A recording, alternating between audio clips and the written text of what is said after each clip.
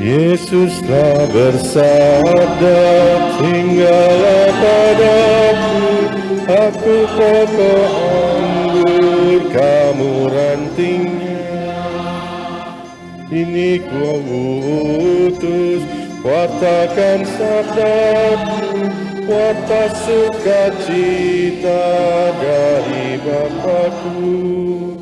Ini ku sadari sabda kasih-Mu, cahaya hidupku Dikau Tuhanku. Dikau telah bersabda, siapa bersamaku akan menghasilkan buah yang limpah. Terpisah dariku, dikau akan musnah. Bila bersamaku, dikau bahagia. Ini ku sadari sabda kasih-Mu, cahaya hidupku Dikau Tuhanku.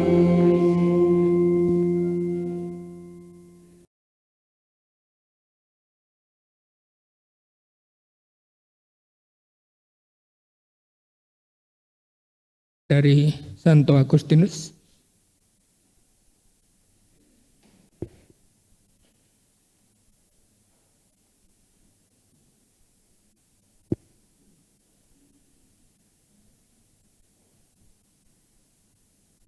Marilah sebelum kegiatan kita mulai, kita berdoa bersama-sama. Kita angkat tanda kemenangan Kristus dalam nama Bapa dan Putra dan Roh Kudus. Amin. Allah Bapa di dalam tata kerajaan surga, puji dan syukur kami haturkan kepada-Mu Bapa atas berkat-Mu, kasih, karunia, serta Roh Kudus yang Engkau limpahkan kepada kami yang pada malam hari ini hadir di Gereja Gembala Baik ini Bapa. Bapa, pada malam hari ini kami umat-Mu yang hadir di sini mau menerima materi khusus dasar kitab suci pertemuan yang keempat. Kami mohon curahan kasih-Mu ya Bapa, curahkanlah Roh Kudus-Mu kepada kami, terangi pikiran kami Bapa, supaya kami dapat menerima materi-materi yang diberikan oleh Pastor Paulus nanti Bapa. Berkati juga Pastor Bapa yang memberi materi, semoga semua bisa berjalan dengan lancar, sesuai dengan rencana dan kehendak-Mu. Doa yang kurang sempurna ini Bapa, kami serahkan kepada-Mu. Kemuliaan kepada Bapa, Putra, dan Roh Kudus, seperti pada permulaan, sekarang, selalu, dan sepanjang segala abad. Amin. Dalam nama Bapa, Putra, dan Roh Kudus. Amin.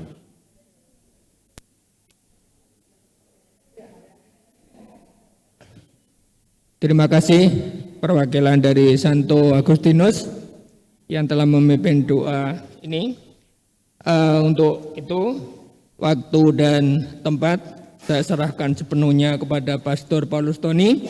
Seperti biasanya, pertemuan kita ini terjadwal 90 menit, terpotong beberapa menit, ada 20 menitan. Nanti Pastor Paulus Tony akan memanfaatkan waktu 1 jam lebih, kemudian sisanya untuk tanya jawab. Nah itu kalau masih ada, kalau tidak tanya jawab seperti biasa melalui media sosial. Pastor Tony, kami persilakan. Baik, selamat malam Ibu Bapak dan Saudara-saudari. Kita baik. Minggu lalu kita sudah memasuki poin tentang kanonisasi atau kanon dari kitab suci. Kalau kita lihat, kanon itu dalam arti tertentu adalah ukuran yang dipakai, tetapi juga akhirnya menjadi daftar kitab suci itu sendiri.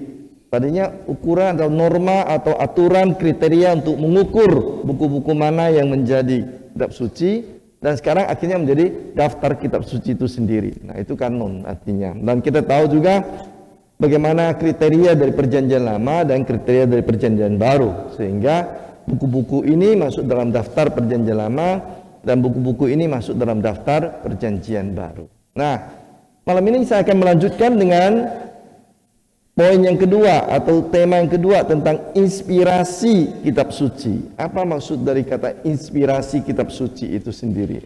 Nah, kita lihat kata inspirasi ini berasal dari kata Latin inspirare. Jadi in di sini dan spirare. In artinya ke dalam, bukan dalam bahasa Inggris di dalam ya. Jadi kalau bahasa Latin ke dalam, walaupun bisa berarti di dalam juga, tetapi dalam arti ini ke dalam. Oke, in itu katanya ke dalam. Spirare artinya bernafas, menghembuskan nafas, meniupkan nafas. Inilah udara, ini spirare. Jadi inspirare berarti menghembuskan sesuatu ke tempat lain, ke dalam. Nah, dalam arti inilah inspirasi kitab suci mempunyai arti Roh Kudus, Roh Allah menghembusi, meniupkan sesuatu inspirasi ilham kepada para penulis kitab suci. Untuk apa? Untuk menuliskan firman atau sabda Allah. Jadi kata inspirasi itu berarti Roh Kudus menghembusi para penulis kitab suci untuk menuliskan sabda Allah. Ini tentu jangan kita bayangkan bahwa tiba-tiba Roh Kudus datang lalu berhembus di telinga ibu ini. Caranya berbeda-beda. Caranya berbeda-beda dalam memberikan inspirasi, dalam memberikan ilham. Jadi bukan seperti agama yang lain yang percaya bahwa sabda Allah itu langsung turun dan berbicara di telinga sehingga semua dituangkan. Bukan copy paste. Bukan copy paste. Kita ingat kemarin dari contoh Injil Lukas. Masih ingat bagaimana Lukas menuliskan sabda Allah? Ini salah satu cara inspirasi dari Roh Kudus. Kalau kita buka kembali Injil Lukas, perhatikan. Saya buka kembali ya. Injil Lukas. Jadi inspirasi Allah itu bisa bekerja dengan berbagai cara, termasuk juga cara yang manusiawi. Tidak usah kita berpikir bahwa tiba-tiba malaikat turun lalu ketik ini, gitu, copy paste ini, bukan. Lihat, Lukas menuliskan sabda Allah dengan cara yang sangat manusiawi, yang bisa juga dijalankan oleh orang-orang lain. Dia katakan begini kan, banyak orang telah berusaha menyusun suatu berita tentang peristiwa-peristiwa yang telah terjadi di antara kita, seperti yang disampaikan kepada kita oleh mereka yang dari semula adalah saksi mata dan pelayan firman. Karena itu, setelah aku menyelidiki segala peristiwa itu dengan saksama dari asal mulanya, aku mengambil keputusan untuk membukukannya dengan teratur bagimu. Jadi Roh Kudus juga berbicara melalui proses, kalau kita sebut ini proses ilmiah, kalau kita mau mengatakan ya, seperti kita menyusun artikel atau menyusun cerita, kita kumpulkan data-data, kita susun berdasarkan logika cerita tersebut. Di situ Roh Kudus juga bekerja. Jadi inspirasi ini tidak harus kita mengerti saya tiba-tiba mendapatkan inspirasi terbang ke surga atau melayang dan kemudian semua kalimat muncul dari kepala saya saat itu juga. Dia bekerja juga melalui proses metode yang kita mengerti sebagai seorang penulis biasa. Tetapi di sini ketika Lukas menulis ia dicurahi terang Roh Kudus dalam menyusun cerita tersebut. Jadi ini maka dikatakan di sini Roh Kudus menghembusi, artinya menerangi pikiran dan hati dari para penulis suci untuk menuliskan dan menyampaikan firman Allah. Sama dengan para nabi. Kapan mereka menerima firman Allah? Bisa saja pada saat seperti Nabi Yesaya dikatakan aku di bait Allah kemudian ada malaikat datang kepadaku. Bisa melalui penglihatan. Tapi misalnya Amos, dia melihat kenyataan masyarakat yang sangat jelek, ketidakadilan yang terjadi di mana-mana, kesenjangan sosial, kemunafikan hidup para imam, dan saat itu dia merasa Allah berbicara kepada dia hal-hal apa yang harus disampaikan kepada umat untuk memperbaiki situasi. Jadi Allah bisa memakai peristiwa sehari-hari, Allah bisa memakai metode ilmiah, Allah bisa memakai penglihatan, semua bisa menjadi sumber inspirasi dalam kitab suci. Nah, jadi metodenya, caranya bisa berbeda-beda karena Allah bebas menggunakan siapapun. Allah bebas menggunakan siapapun. Ini. Dia menghembusi pikiran, hati dari orang-orang yang dipilihnya untuk menuliskan firman Allah.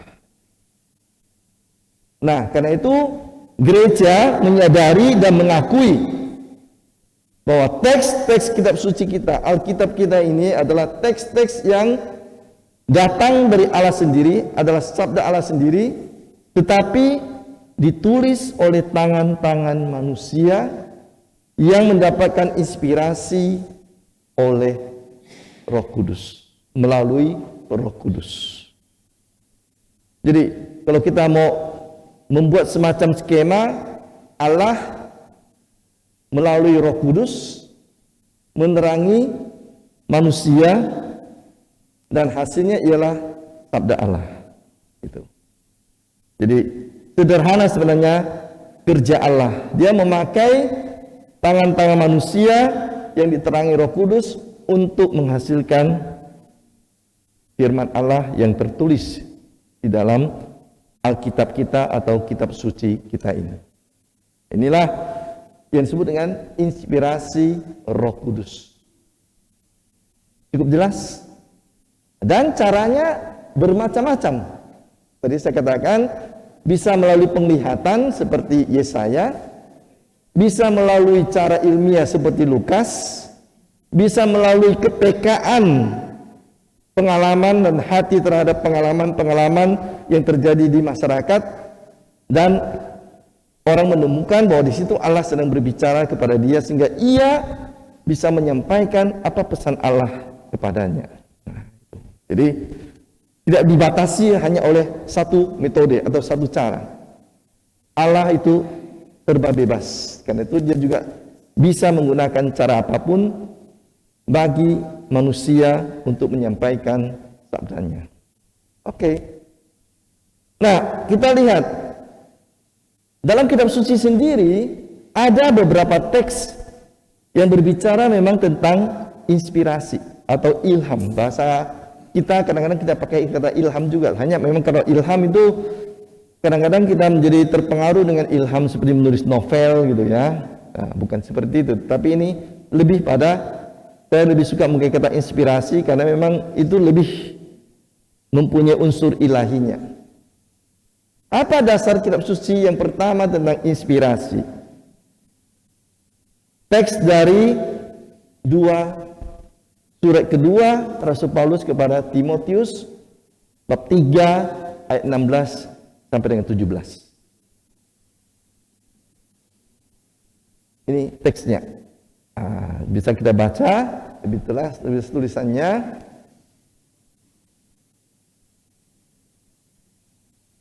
Ada yang mau membacakan?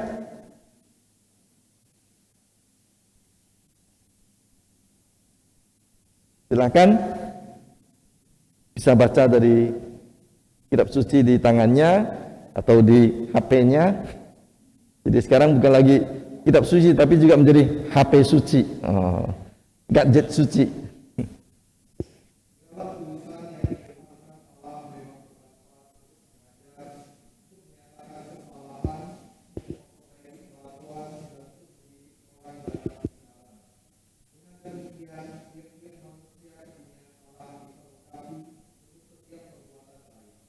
Nah, kita lihat kalimat pertama. Terima kasih. Segala tulisan yang diilhamkan Allah, inspirasi maksudnya. Lalu ini tujuannya. Jadi setiap tulisan yang diilhamkan Allah artinya diakui bahwa tulisan-tulisan yang ada di kitab suci kita ini datang dari Allah. Dan Allah menginspirasi melalui Roh Kudus untuk menuangkan sabdanya dengan tujuan mengajar, menyatakan kesalahan, perbaiki kelakuan dan hal-hal lainnya. Jadi dengan demikian diakui dalam teks ini semua tulisan kitab suci diinspirasikan, diilhamkan oleh Allah. Ini teks pertama, dasar biblis atau dasar kitab suci tentang inspirasi. Nah, teks kedua 2 Petrus. Surat kedua Petrus bab 1 ayat 19 sampai dengan 21.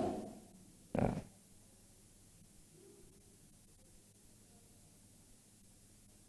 Ini satu teks saya ambil dari 3 ayat itu sampai satu ayat khusus. Ini ayat ke 20 atau 21, saya lihat dulu ya. Kalau panjangnya itu 3 ayat, tetapi saya ambil satu ayat khusus. 2 Petrus. Oke. 19:21.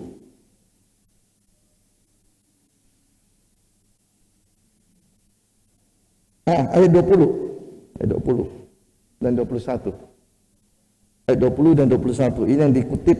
Tapi kalau mau lihat konteksnya adalah mulai dari 19. Jadi yang terutama harus kamu ketahui ialah bahwa nubuat-nubuat dalam kitab suci tidak boleh ditafsirkan menurut kehendak sendiri. Sebab tidak pernah nubuat dihasilkan oleh kehendak manusia, tetapi oleh dorongan Roh Kudus. Orang-orang berbicara atas nama Allah. Ini lebih eksplisit lagi dalam teks 2 Petrus ini. Lebih eksplisit, lebih jelas lagi dikatakan bahwa teks kitab suci kita ini bukan lahir dari pikiran manusia, bukan kehendak manusia, tapi melalui apa? Allah bekerja melalui Roh Kudus. Atas dorongan Roh Kudus, orang-orang berbicara atas nama Allah.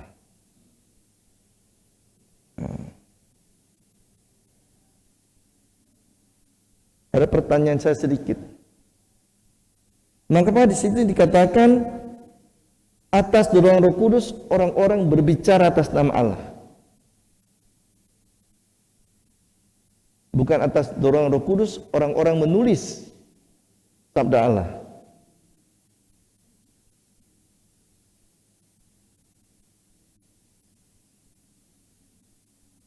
Mengapa 2 Petrus menyebutkan atas dorongan Roh Kudus orang-orang berbicara atas nama Allah?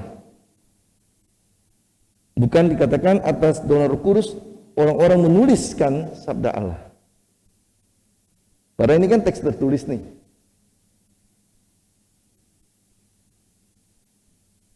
Mengapa penulis 2 Petrus memakai ungkapan orang-orang berbicara atas nama Allah, bukan orang-orang menuliskan sabda Allah atau firman Allah?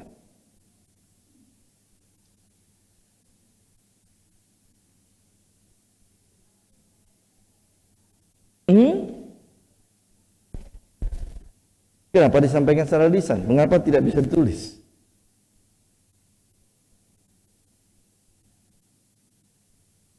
Sesudah Yesus, orang kan juga belajar menulis. Yesus memang tidak menulis. Ini tentang orang-orang. Dia tidak bicara tentang Yesus. orang-orang berarti banyak orang.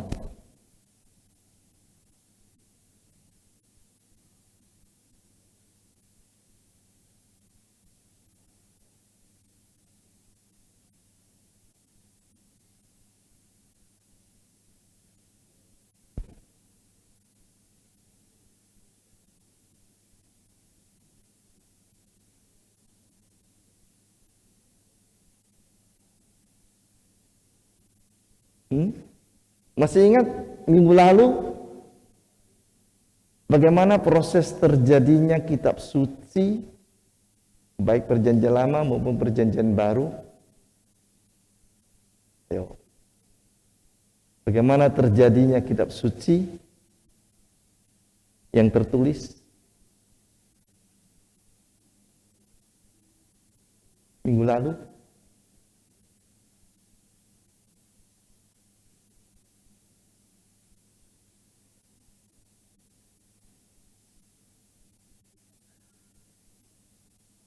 Tadi jawabannya sebenarnya agak sedikit kena, tetapi belum persis.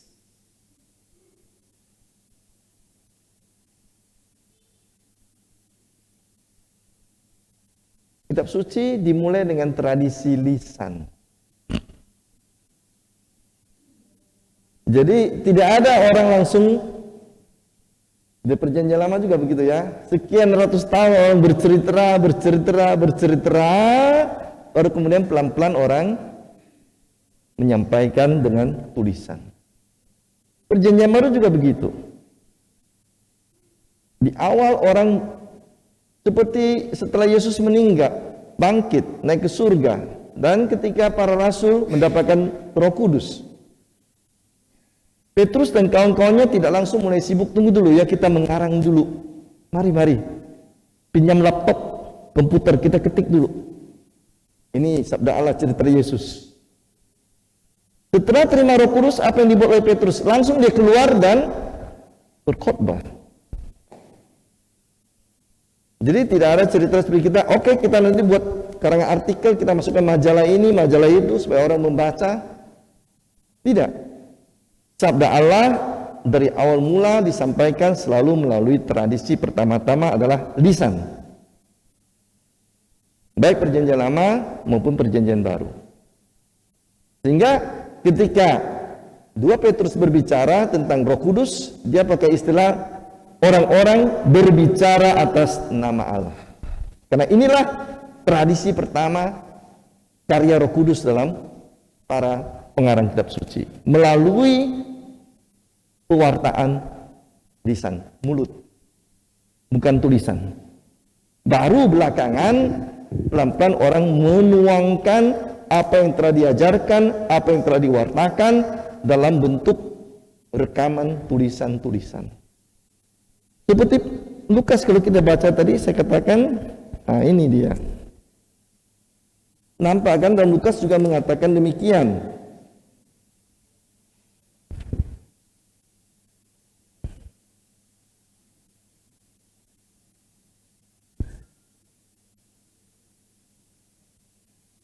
Seperti yang disampaikan kepada kita oleh mereka yang dari semula adalah saksi mata dan pelayan firman. Di sini yang dikatakan Lukas ini adalah tradisi lisan.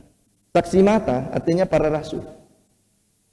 Mereka yang hidup bersama dengan Yesus, menjadi murid Yesus, dan mereka menyampaikannya lisan, pewartaan, berbicara. Itu. Maka penulis 2 Petrus itu dengan jelas mengatakan merekam apa yang dimulai dengan inspirasi, yakni orang-orang atas Roh Kudus berbicara, mewartakan sabda Allah. Lalu kemudian akan direkam dan disusun dalam bentuk tulisan-tulisan. Jelas ya? Mengapa dia pakai istilah ini? Jadi nubuatan firman sabda Allah ini tidak datang dari pikiran dan kehendak manusia. Tidak pernah nubuat dihasilkan oleh kehendak manusia, melainkan oleh dorongan Roh Kudus, artinya dari Allah. Ini kesimpulan yang kedua kita lihat dari teks 2 Petrus. jelas dikatakan dengan terang benderang di sana bahwa teks-teks kitab suci kita adalah hasil inspirasi dari Allah yang melalui Roh Kudus, bekerja melalui orang-orang yang dipilih. Nah, berdasarkan dua teks ini, masih ada sebenarnya keterangan-keterangan lain, ada teks-teks yang kecil-kecil lainnya, tetapi saya tidak kutip karena nadanya kurang lebih sama, tetapi dua teks ini sangat jelas. Maka, ini dia. Dokumen gereja, ini dokumen gereja dari Konsili Vatikan kedua. Pernah dengar ya Konsili Vatikan kedua? Ini konsili yang mengubah wajah gereja kita, dibuat dari tahun 62 sampai dengan 65, 3 tahun. Tentu tidak 3 tahun berturut-turut dalam arti penuh tiap hari, tapi beberapa bulan dalam 1 tahun mereka berkumpul 10.000 atau 15.000 orang dari seluruh dunia Vatikan. Maka sebut Konsili Vatikan. Karena sudah pernah ada sekali, ya ini yang kali kedua, maka sebut Konsili Vatikan kedua. Nah, wakil-wakil dari gereja seluruh dunia ini, para uskup, para imam, teolog, umat yang dipilih, mereka dalam terang Roh Kudus, dalam karya Roh Kudus, dalam lindungan Roh Kudus selama 3 tahun menelurkan dokumen setebal ini. Ini terjemahan bahasa Indonesia. Kalau bahasa aslinya bahasa Latin lebih tipis. Terjemahan umumnya selalu lebih panjang daripada aslinya. Nah, ini dalam bahasa Indonesia. Dokumen Konsili Vatikan kedua. Nah, salah satu dokumen yang paling penting yang bersifat dogmatis, artinya apa? Yang harus dipercayai sebagai dogma ajaran iman ialah Dei Verbum. Dei Verbum. Ini dia. Nah, ini dia. Konstitusi dogmatis Dei Verbum. Apa arti Dei Verbum? Verbum artinya sabda, firman. Dei dari kata Deus, Allah. Sabda Allah. Nah, jadi konstitusi dogmatis Dei Verbum berbicara tentang inspirasi. Jadi suatu rumusan yang harus dipercayai sebagai dasar iman kita juga tentang inspirasi. Nomor 11. Saya kutip dari teks ini. Ini bukunya ada beberapa puluh dokumen di sini ini, tetapi hanya 2 yang bersifat dogmatis. Artinya harus diakui sebagai mengandung ajaran iman. 1, 2, 3, 4, 5, 6, 7, 8, 9, 10, 11, 12, 13, 14, 15, 16. 16 dokumen. 2 dari dokumen itu dogmatis. Yang lain ada yang bersifat pastoral, ada yang bersifat dekret, yang sedikit lebih rendah bobotnya, tetapi tetap isinya itu penting. Nah, dokumen konstitusi dogmatis ini, Dei Verbum, termasuk dokumen kelas 1, nomor 11 berbicara tentang inspirasi. Nah, menarik kalau kita melihat isinya. Saya ketik dari sini. Nomor 11. Dan saya warnai kalimat-kalimat yang penting. Saya bacakan pelan-pelan. Yang diwahyukan oleh Allah dan yang termuat serta tersedia dalam kitab suci telah ditulis dengan ilham Roh Kudus. Ini pernyataan para bapak konsili, bukan pernyataan satu orang, tapi pernyataan belasan ribu orang yang setelah bersidang bertahun-tahun dalam terang Roh Kudus menyatakan kalimat ini. Yang diwahyukan oleh Allah dan yang termuat serta tersedia dalam kitab suci telah ditulis dengan ilham Roh Kudus. Sebab Bunda Gereja yang kudus berdasarkan iman para rasul memandang kitab-kitab perjanjian lama maupun baru secara keseluruhan beserta semua bagian-bagiannya, artinya secara keseluruhan baik perjanjian lama maupun perjanjian baru beserta semua kalimat di dalamnya, bagiannya sebagai buku-buku yang suci dan kanonik. Artinya yang sungguh-sungguh kudus datang dari Allah. Karena ditulis dengan ilham Roh Kudus, inspirasi Roh Kudus maksudnya. Dan mempunyai Allah sebagai pengarangnya. Serta dalam keadaannya demikian diserahkan kepada gereja. Jadi kita menerima warisan kitab suci ini dari pemberian Allah sendiri, yang bekerja melalui Roh Kudus, melalui tangan para penulis khusus yang dipilih oleh Allah. Ini bagian pertama dari nomor 11. Kita lihat lanjutannya.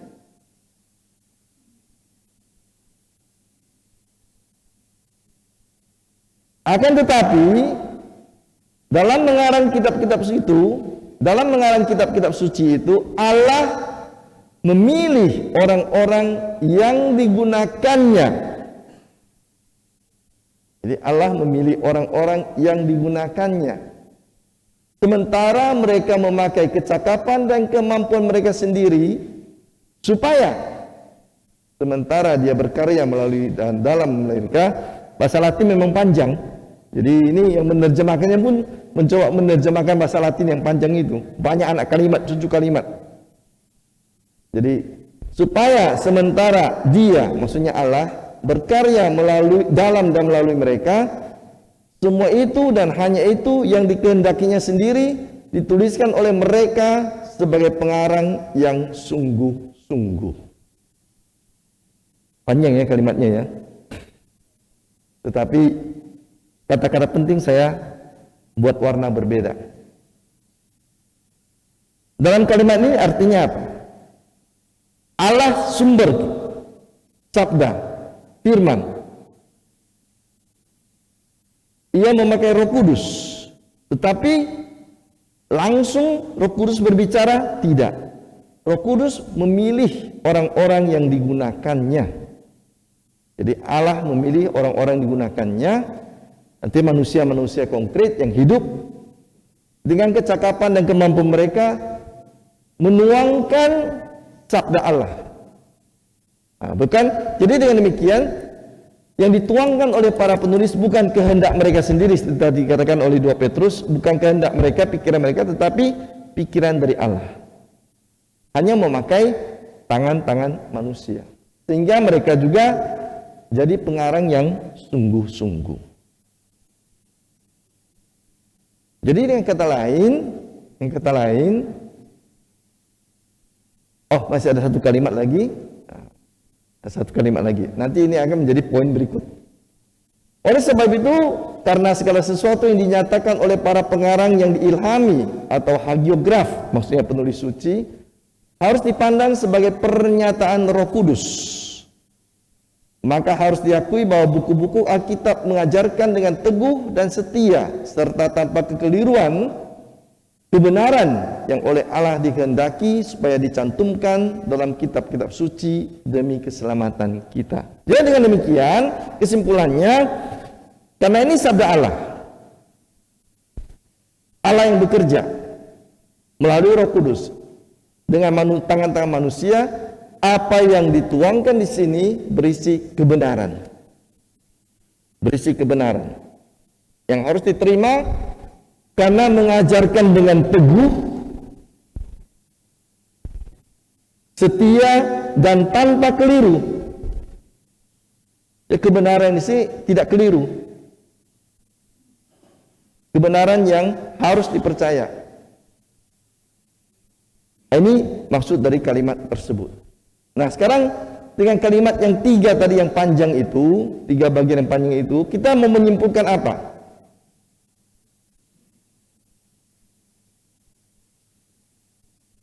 Nah ini ada 3 kalimat yang panjang tadi itu. Apa kesimpulan yang mau kita sebut?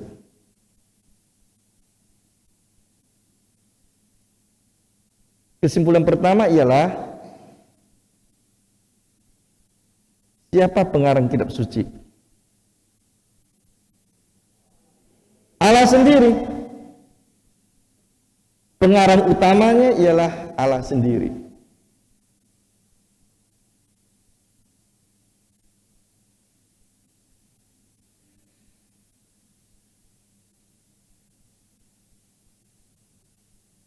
Jadi pengarang utama kitab suci ialah Allah sendiri. Tetapi Allah tidak langsung berbicara, tidak langsung bersuara. Dia memakai agen perantara. Siapa perantaranya?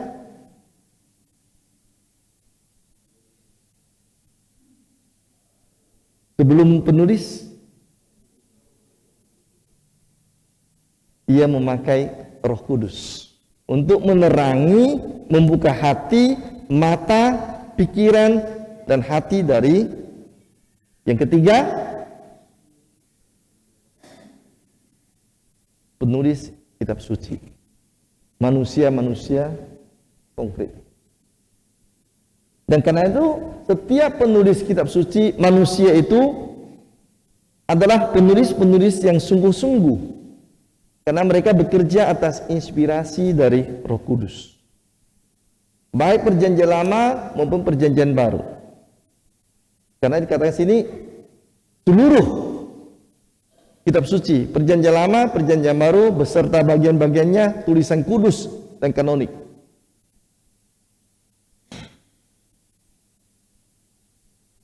Tapi pertanyaan saya ialah, kalau Allah adalah pengarang utama kitab suci itu, mengapa manusia juga disebut pengarang yang sungguh-sungguh? Karena pengarang utamanya Allah. Yang lain kan boleh sebut pengarang pembantu atau apa, asisten. Kan ada kan biasanya kalau kita balik buku itu kan pengarang utama sudah itu ada rekan-rekannya. Tapi di sini tidak. Dalam dokumen De Verbum tidak dikatakan bahwa penulis kitab suci itu hanya rekan atau penulis pendamping atau anggota yang ketuanya adalah Allah. Bukan. Di dalam teks dokumen De Verbum, konsili dogmatis tentang sabda Allah, manusia adalah juga pengarang yang sungguh-sungguh. Kembali dulu. Ini.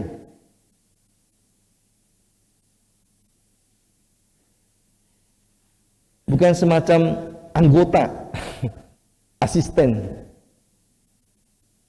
rekan. Yang kalau dalam kum itu kalau dibagi kan misalnya kan, dan pemerintah kan kalau kum kan yang di atas tuh 50%, yang lain bagi 10%, 20%. Ini enggak. Allah 100%, mereka juga 100%.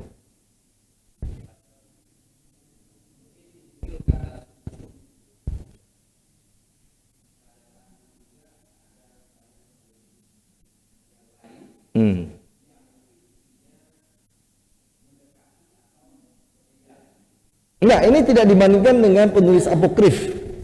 Saya mengerti maksud Bapak Atong. Bukan artinya, oh sini penulis yang asli, ini penulis yang palsu. Ini penulis Injil, ini penulis yang apokrif. Bukan. Ini hanya khusus bicara tentang yang ini.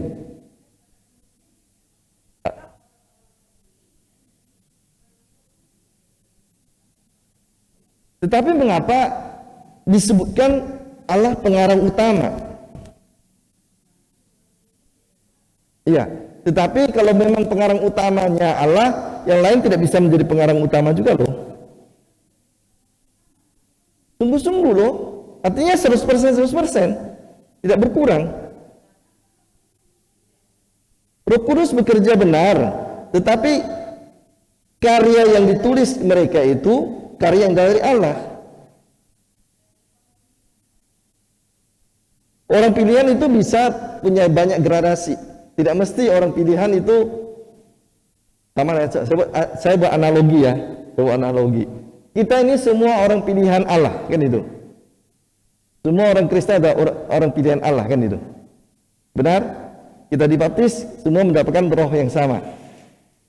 Tapi dalam gereja Katolik ada santo, santa, ada beato. Dalam kita aja dalam tingkat, sebentar, saya bicara dulu ya. Saya bicara soal semacam apa namanya ya, tingkat kekudusan. Nah, kan itu. Tingkat kekudusan ada semacam santo, santa, beato, beata, dan kemudian kita orang-orang yang memang juga disebut orang-orang kudus, tetapi tidak dalam tingkatan seperti itu. Itu semua pilihan. Semua pilihan. Tapi juga ada stratanya, ada tingkatannya.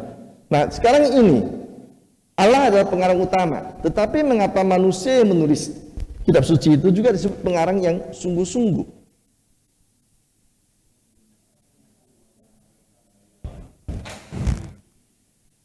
Ini jawabannya. Setiap pengarang yang dipilih oleh Allah, mereka mengarang berdasarkan kemampuan mereka, kelebihan mereka, kekhasan mereka. Jadi mereka tidak menjiplak. Allah bilang begini, mereka mengambil inspirasi dari Allah, lalu kemudian mereka tuangkan dengan seluruh diri mereka yang mereka punya. Oh, dia seorang poetis, maka dia menulis sabda Allah dalam bentuk puisi. Dia seorang yang lebih bersifat sejarawan, maka dia menulis karangan sabda Allah dalam bentuk sejarah. Dia seorang yang mempunyai imajinasi atau kemampuan menggunakan simbol-simbol. Dia tulis dalam kitab Wahyu dengan aneka simbol. Jadi yang menulis itu adalah orang-orang yang memakai seluruh diri mereka, kemampuan mereka, bakat mereka, kelebihan mereka dalam menuangkan firman Allah. Sehingga kitab suci kita ini bukan menjadi kitab suci yang hanya satu model. Coba baca dari Perjanjian Lama sampai Perjanjian Baru, ada begitu banyak gaya di dalamnya yang disebut dengan jenis sastra. Nah, kenapa? Karena setiap pengarang memakai kelebihan kemampuan mereka dalam menuangkan sabda Allah. Karena itulah mereka diakui sebagai pengarang yang sungguh-sungguh. Jadi mereka bukan menulis hanya berdasarkan apa yang dikatakan Allah, apa yang didengar dari Allah, apa yang diinspirasi Roh Kudus, tapi mereka memakai seluruh bakat, kemampuan, kesungguhan yang mereka miliki dalam menuangkan, menuliskan sabda Allah. Maka jangan heran kita melihat, wah, ada bentuk prosa yang bagus sekali, ada bentuk kitab sejarah, ada bentuk ratapan, ada bentuk doa, ada bentuk puisi cinta, ada bentuk surat dengan macam-macam gaya. Ada bentuk yang sangat sulit dimengerti oleh banyak orang sekarang, wahyu, dengan macam-macam tafsiran yang muncul. Kenapa? Karena memang tidak semua orang menangkap atau mengerti gaya yang dipakai oleh penulis kitab suci yang ada. Itu. Jadi itulah sebabnya mengapa para penulis kitab suci diakui sebagai pengarang yang sungguh-sungguh, seperti Allah juga adalah pengarang utama dari kitab suci itu sendiri. Allah sebagai sumbernya, segalanya memang dari Allah, tetapi menjadi seperti ini adalah karya dari para penulis manusia dengan bantuan tentunya Roh Kudus. Jelas? Oke. Baik. Ini tentang inspirasi pengarang.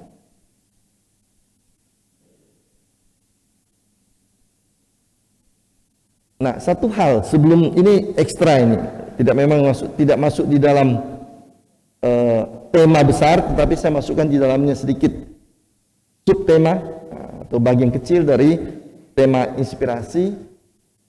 Mengapa kitab suci dituliskan? Mengapa kitab suci dituliskan? Disampaikan kepada kita. Tadi kalau kita ingat 2 Timotius. Apa bunyi 2 Timotius tadi?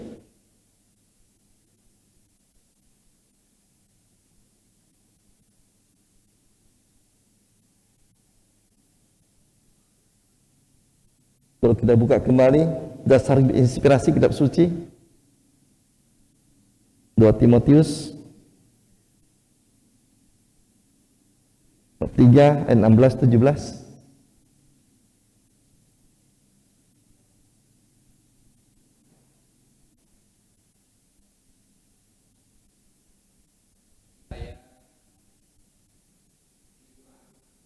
supaya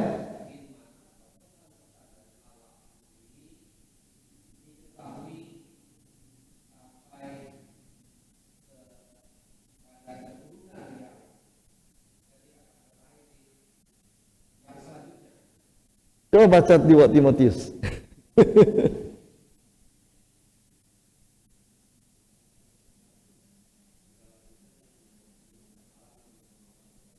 Mengajar kesalahan, memperbaiki kelakuan untuk orang dalam kebenaran. Di atasnya, sebelum kalimat itu, di atasnya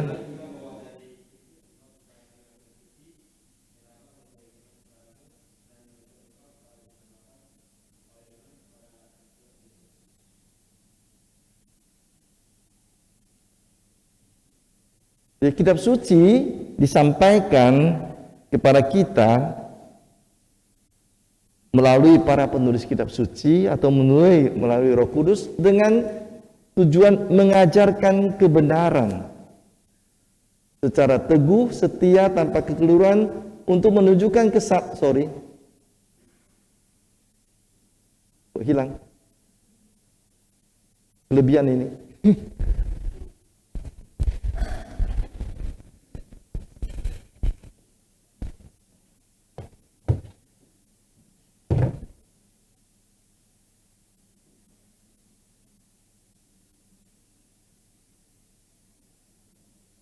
Oke, enggak.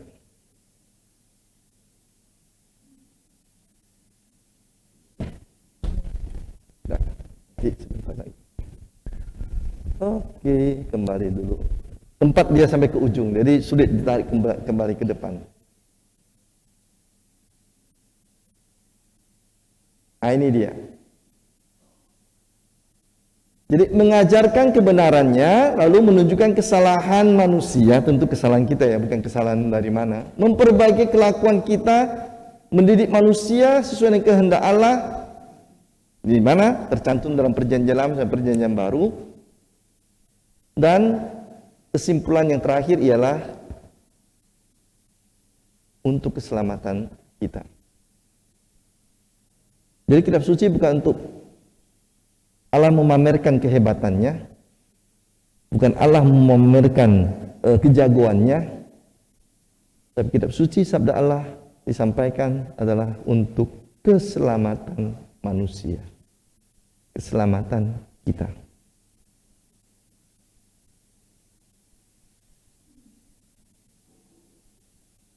Inilah maksud penulisan kitab suci. Maksud sabda Allah dituangkan dalam bentuk tulisan, disampaikan kepada kita turun-temurun. Seperti kata Pak Atong tadi, turun-temurun sampai dunia berakhir. Selama masih ada orang percaya kepada Allah. Untuk membantu kita mengerti tentang kebenaran, memperbaiki kelakuan kita karena kita tahu kesalahan kita, dan mendidik kita supaya hidup sesuai dengan kehendak Allah. Dan itu dicantumkan dalam seluruh kitab dari perjanjian lama sampai perjanjian baru. Dengan kata akhir, untuk keselamatan kita. Inilah maksud penulisan sabda Allah bagi kita. Bisa dimengerti? Jelas? Oke. Ya?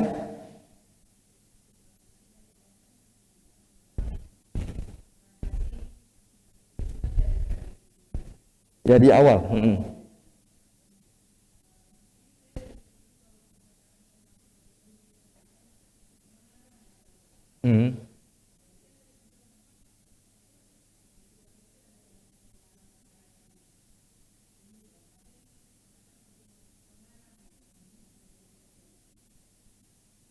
Ini tergantung penerjemah dan apa maksud kita kata mengarang. Karena kata mengarang juga bisa berarti tergantung yang kita mengarang. Orang itu mengarang-ngarang cerita itu artinya negatif. Artinya tidak benar, mengarang-ngarang itu artinya. Tetapi itu diulangi. Mengarang-ngarang. Tetapi kata pengarang artinya juga menuliskan sesuatu berdasarkan ilham. Jadi kata mengarang dan menulis itu bisa digunakan dalam arti yang dapat dipertukarkan. Tidak ada masalah. Lain kalau mengarang-ngarang. Itu berarti sudah jelas yang disampaikan itu tidak benar. Nah, jadi kalau kata mengarang sendiri dan menulis sendiri dalam arti ini bisa dipakai dalam arti yang dapat saling dipertukarkan, tidak ada masalah. Pengarang atau penulis bisa dipakai untuk dengan cara yang sama. Dengan kata lain kita harus mengerti apa kata mengarang di situ. Ya.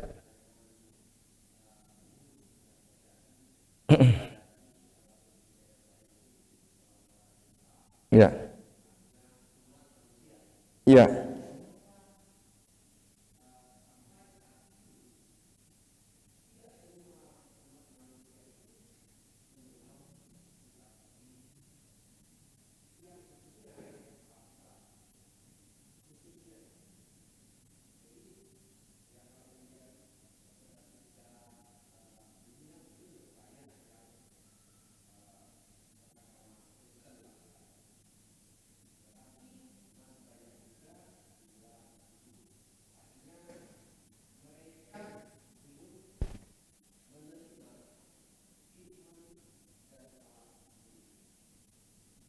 Saya ingat dengan kata Paulus surat kepada umat di Roma, saya sangka ya, Korintus, Roma mungkin. Bagaimana orang tahu firman Allah kalau tidak ada yang menyampaikannya? Pertama-tama alasan jawaban ialah mereka tidak mendengar. Pertama-tama ialah belum disampaikan.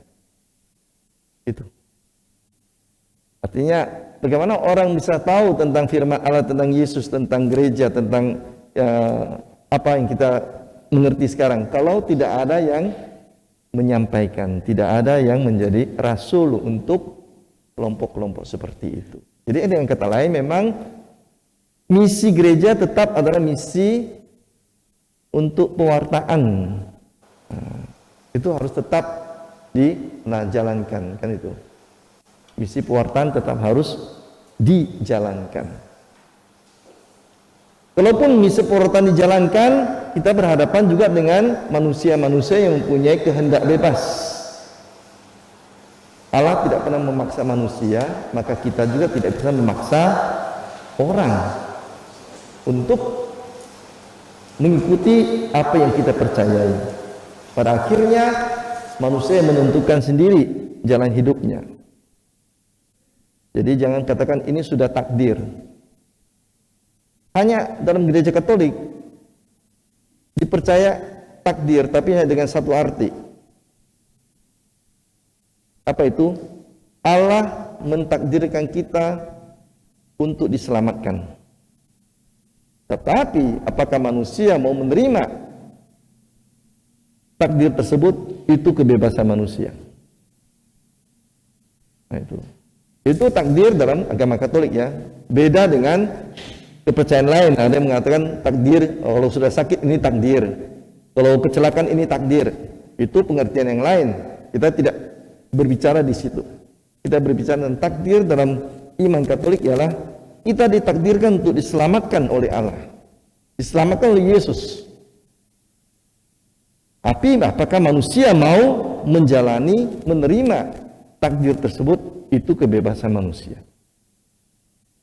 Allah mencurahkan hujan yang sama untuk orang benar, orang tidak benar, menyiarkan matahari yang sama untuk orang baik dan orang jahat. Tapi apakah manusia pakai payung atau membuka payung, itu urusan dia, kan itu. Menampung air atau membuang airnya terserah dia. Hujan diberikan, matahari diberikan. Manusia yang harus bekerja sama juga.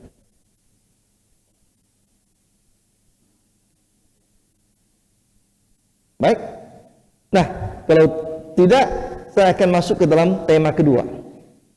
Karena tadi sudah disinggung, maka saya mau meneruskannya. Tapi waktunya masih ada ya, jam 8:10. Oh, masih.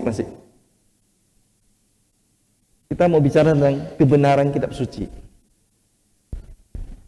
Kebenaran kitab suci.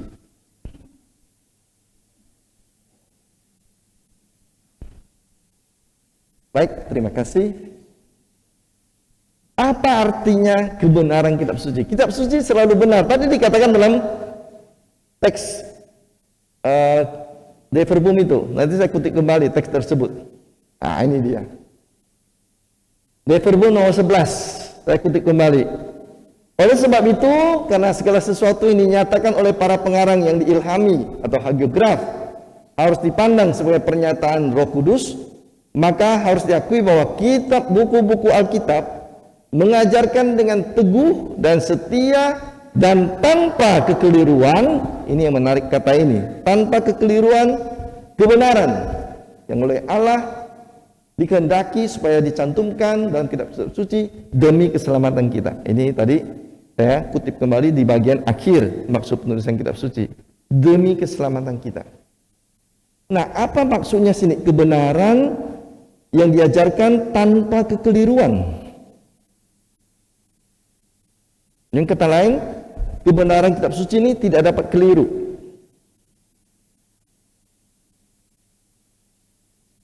Nanti saya tunjukkan beberapa hal yang buat kita harus berpikir. Kebenaran apa? Kebenaran sejarah. Kitab suci bukan buku sejarah. Walaupun isinya berdasarkan data sejarah. Yesus ada, Daud ada, semua data sejarah ada, Salomo ada, Yerusalem ada. Tetapi ini bukan seperti buku sejarah yang kita bayangkan dalam masyarakat modern. Dalam masyarakat modern, semua teks sejarah itu harus dapat diverifikasi, kan itu. Misalnya, Monsinyur Hieronymus Bumbun itu lahir di daerah Pontianak atau daerah Sanggau? Sanggau sana ya, saya sangka ya. Itu harus diverifikasi, harus dijelaskan benar-benar. Tanggal berapa, jam sekian kalau ada. Semua harus persis. Itu buku sejarah. Indonesia merdeka tahun 17 Agustus 1945. Itu sejarah. Nah, kitab suci mempunyai unsur sejarah tetapi tidak dimasukkan dalam arti sejarah seperti itu. Misalnya apa? Dunia dan segala isinya diciptakan dalam 6 hari. Kalau kita mau mengatakan sejarah, dunia ilmu sekarang membuktikan bahwa dunia kita ini dan manusia itu juga berkembang melalui waktu yang panjang. Bukan dalam satu hari selesai. Hari ke-6 manusia diciptakan.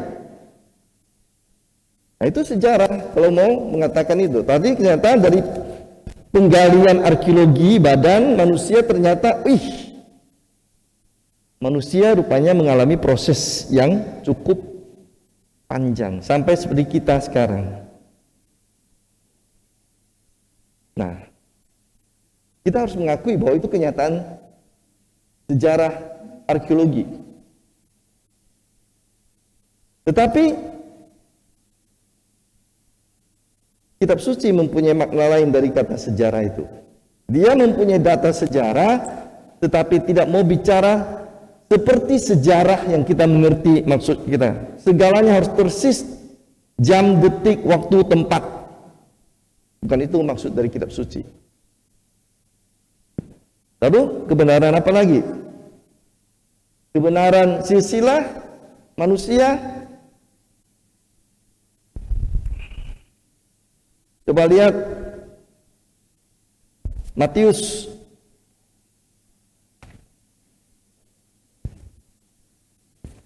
bab 1.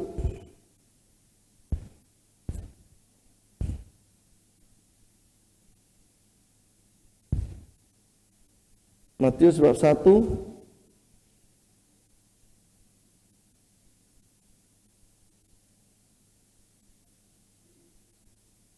tentang silsilah Yesus Kristus. Nah, ini dia, silsilah Yesus Kristus. Saya mau mengajak kita hanya melihat satu ayat dulu. Matius bab 1 ayat 8.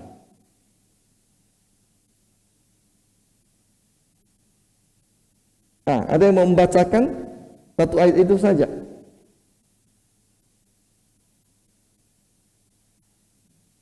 Silakan baca, tidak apa-apa.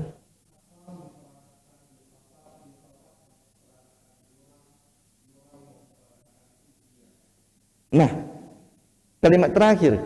Yoram memperanakan Uzia. Menurut Matius begitu, Yoram memperanakan Uzia. Kalau kita buka kitab Perjanjian Lama, dalam kisah 1-2 raja-raja, Yoram bukan anak Uzia. Uzia bukan anak Yoram. Uzia adalah cicit dari Yoram. Yoram mempunyai anak namanya Ahsia. Ahsia mempunyai anak namanya Yoas. Yoas mempunyai anak namanya Amazia. Dan anak Amazia baru namanya Uzia. Penulis kitab suci Matius menulis langsung Yoram memperanakkan Uzia. Dia meloncati Ahsia, Yoas, dan Amazia. 3 generasi dia potong. Nah, ini kita bisa melihat bahwa ternyata kebenaran, contohnya kebenaran silsilah pun tidak selalu persis dipertahankan oleh penulis kitab suci. Jangan takut, jangan takut. Karena kita nanti bicara tentang sesuatu. Apakah data-data ilmu bumi, demografi, maksud saya itu ilmu bumi di kitab suci itu atau di Injil itu selalu benar? Kita cek. Lukas 17:11. Dalam perjalanannya ke Yerusalem, Yesus menyusur perbatasan Samaria dan Galilea. Ini kata Lukas ya. Saya kutip dari Lukas 17. Dalam perjalanannya ke Yerusalem, Yesus menyusur perbatasan Samaria dan Uzia. Kalau kita mengikuti pendapat atau tulisan dari Lukas, apakah Yesus akan sampai ke Yerusalem kalau mengikuti peta bumi Israel menurut Lukas? Kita lihat geografi tanah suci pada zaman Yesus. Geografi tanah suci Israel pada zaman Yesus hidup. Yesus berkarya di Galilea, di sini, Kapernaum, Betsaida, Nazaret di sini. Di sini tempat Yesus berkarya. Ini Danau Galilea. Yerusalem di sini, tuh, di daerah Yehuda atau Yudea. Kalau kita mengikuti pendapat Lukas, Yesus berjalan dari Galilea ke Yudea, dari daerah Kapernaum dan sekitarnya menuju ke Yerusalem, menyusuri perbatasan Galilea dan Samaria. Yesus tiba di mana? Di mana Samaria? Ini ya. Tulis sini ya, Samaria. Di mana Galilea? Sini ya. Di mana perbatasan Samaria dan Galilea? Ini perbatasannya. Ini Galilea, Samaria, perbatasannya ini.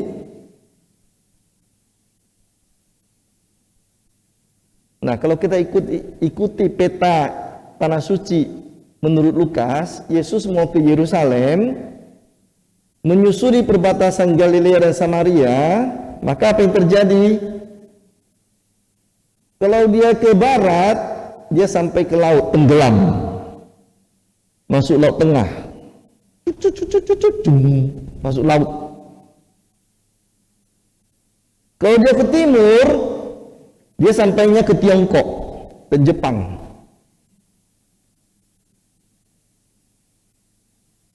Ini kata lain, Lukas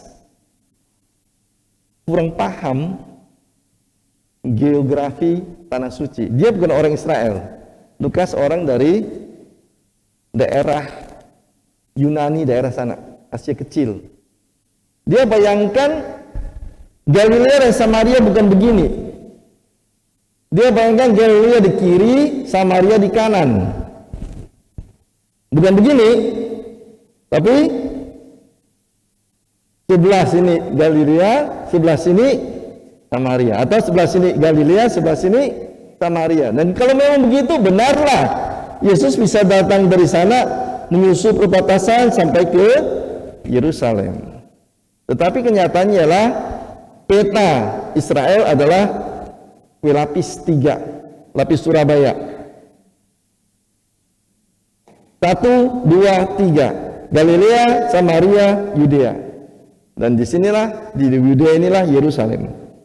Dengan kata lain, kita tidak bisa juga mengangkatkan bahwa kebenaran geografis selalu disimpan di sini. Ada kekeliruan dalam kebenaran geografis. Satu lagi, ini masalah besar abad ke-16. Masalah besar abad ke-16 sampai kita akhirnya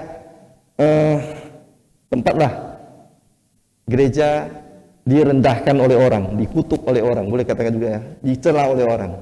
Masalah Galileo Galilei. Pernah dengar nama ini? Waktu kita belajar SMA, Galileo Galilei di SMA, pernah dengar nama ini? Ini seorang astronom keturunan Italia. Astronom, tahu astronom? Mereka yang ahli melihat pergerakan bintang, planet-planet. Abad ke-16, dia hidup tahun 1564 dan 1662. Jadi abad ke-16, 17, Galileo Galilei ini mengikuti apa yang sudah dimulai oleh Kopernikus. Yohanes Kopernikus mengatakan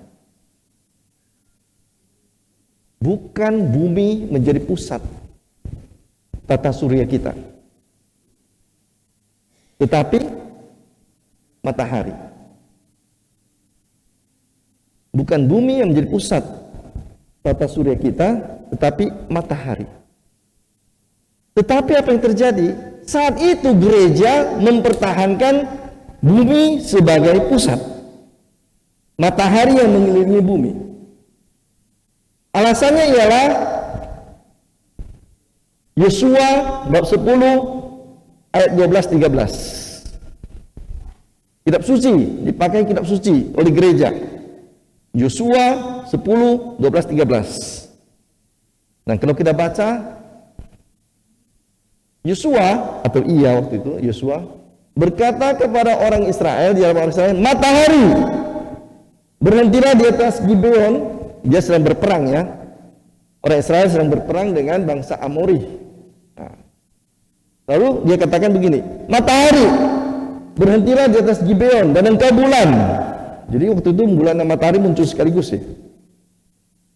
Di atas lembah Ayalon, maka berhentilah matahari dan bulan pun tidak bergerak sampai bangsa itu membalaskan dendamnya kepada musuhnya.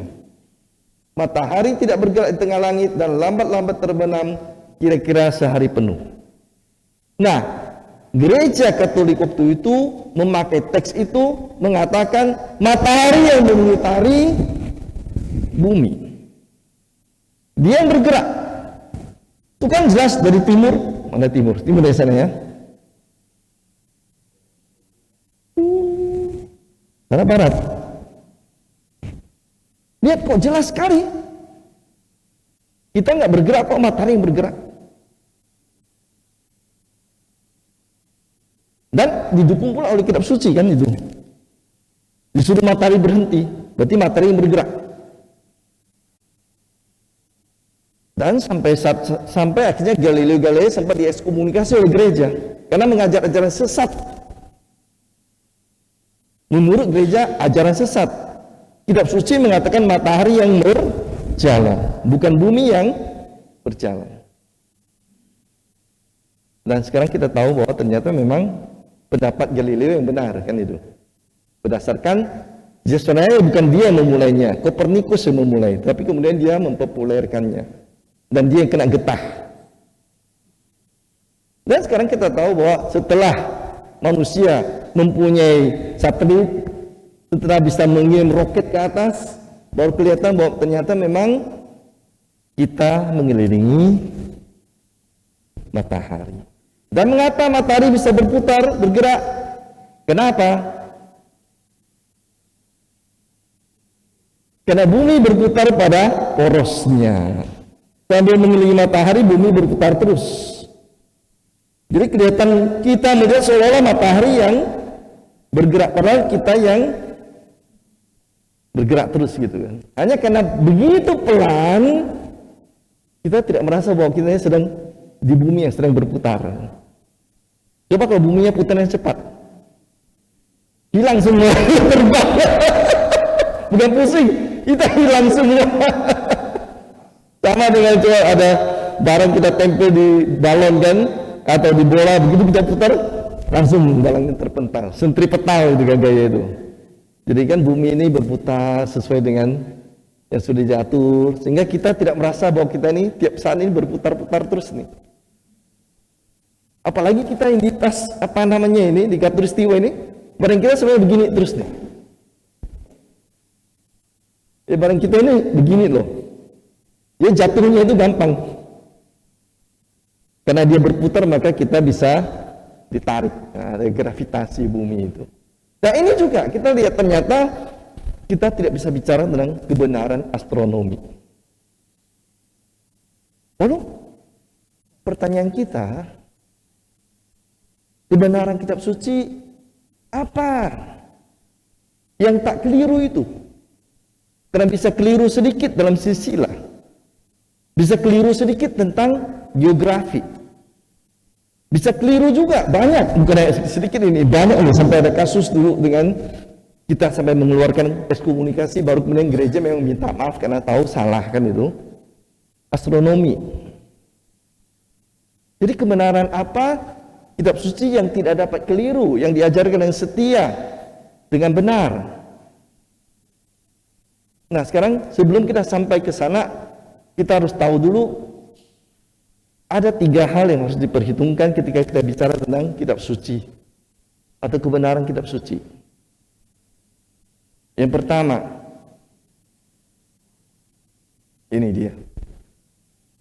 Kebenaran kitab suci itu mempunyai arti dinamis. Apa arti dinamis? Begini, makna teks kitab suci harus dilihat secara keseluruhan, menyeluruh. Jadi makna keseluruhan kitab suci itu yang penting, bukan kata demi kata atau detail-detail kecil. Supaya apa? Supaya kita tidak jatuh dalam fundamentalisme. Ada aliran yang mengatakan memang mereka percaya bumi memang hanya 6 hari. Ada. Bumi diciptakan 6 hari, manusia hanya sehari. Jadi mereka tidak percaya dengan segala penemuan arkeologi bahwa manusia itu mempunyai proses evolusi. Sebenarnya bukan dalam, kita tidak mengikuti istilah Darwin dalam arti manusia dari kera, bukan. Tapi memang proses manusia menjadi manusia seperti sekarang itu adalah proses yang panjang, yang tidak datang dengan satu waktu, 1 hari atau 1 bulan atau 1 tahun. Bahwa kita bisa berdiri begini dengan gaya begini, dengan badan begini, ini panjang prosesnya. Dan ke depan kalau masih hidup kita ini, anak cucu kita dan bumi belum selesai, masih berjalan terus, mungkin 20.000 tahun lagi bentuk badan kita pun berubah. Kenapa?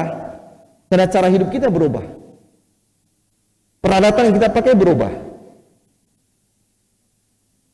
Saya sering bermain-main dengan teman-teman, tetapi mungkin juga ada benarnya. Saya bilang nanti, siapa tahu 10.000 tahun lagi, 10.000 tahun lagi, badan kita ini nggak ada lagi tangan dan kakinya. Yang besar kepala kita. Kenapa? Semua sekarang diciptakan teknologi oleh kepala. Ini yang berfungsi terus. Sekarang orang bisa tidur pakai robot, makan pun, mandi pun bisa dimandikan oleh robot.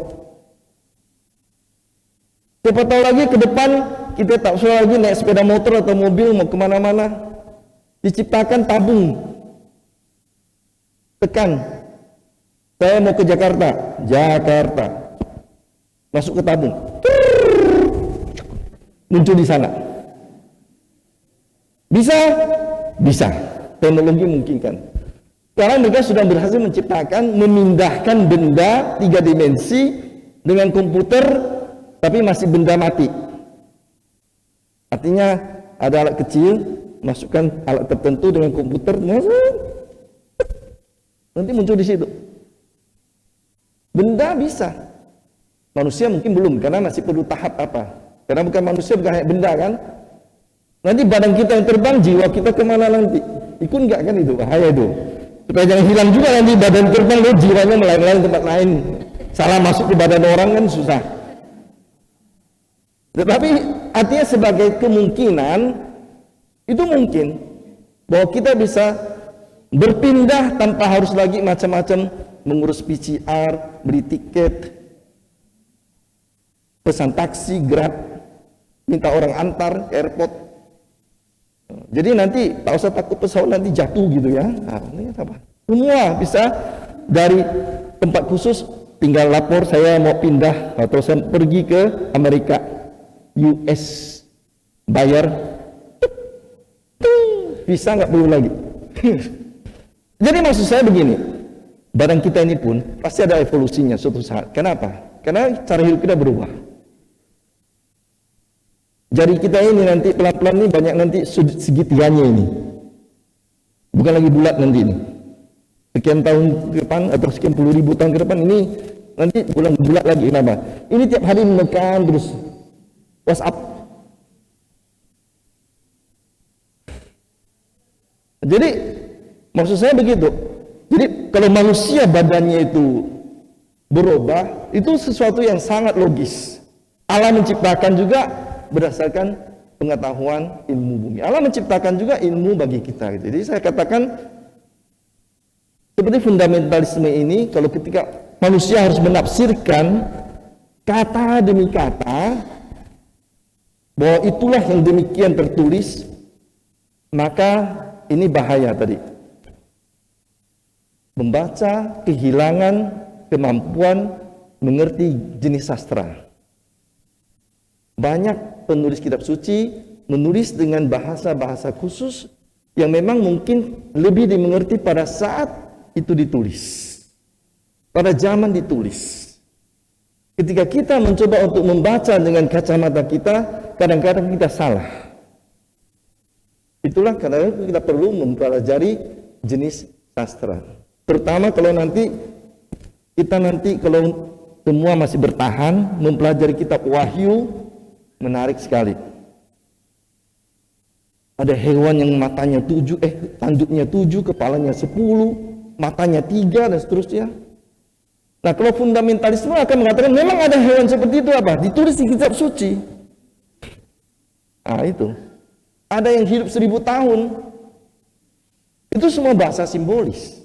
Nah, karena itu juga ini kata-kata kebenaran itu harus dimengerti secara keseluruhan. Jangan kita terpaku kepada 1-2 poin kecil yang kadang-kadang memang bisa berbeda dengan kenyataan tetapi mempunyai makna khusus oleh pengarang tersebut.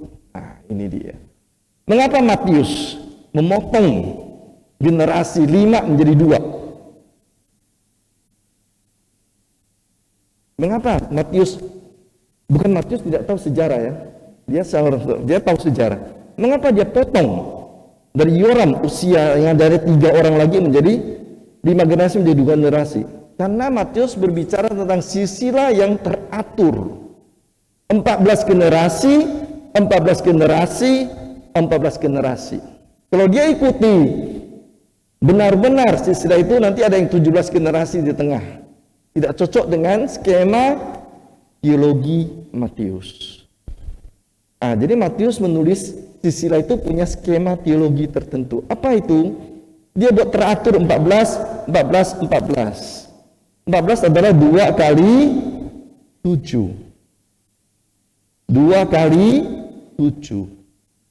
2 kali 7. 2 adalah angka khusus di kitab suci, 7 adalah angka sempurna di kitab suci. Jadi silsilah Matius 14. Kalau kita baca ya, dari Abraham sampai dengan Daud 14, sampai pembuangan Babel 14, kembali pembuangan Babel sampai Yesus 14. Itu berarti apa?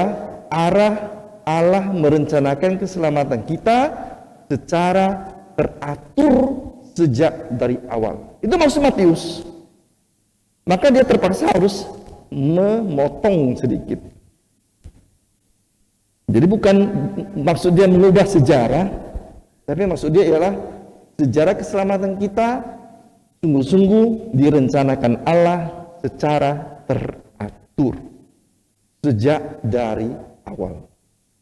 Nah itu maksud teologis. Nah itulah yang disebut dengan maksud dinamis kita. Jadi jangan karena ada kesalahan, wah kitab suci tidak benar. Bukan tidak benar. Pengarang kitab suci mempunyai maksud tertentu untuk menuliskan bagian-bagian tertentu yang kadang-kadang sepertinya tidak sesuai dengan fakta. Jadi lihat keseluruhannya, bukan lihat 1-2 hal. Nah, itu.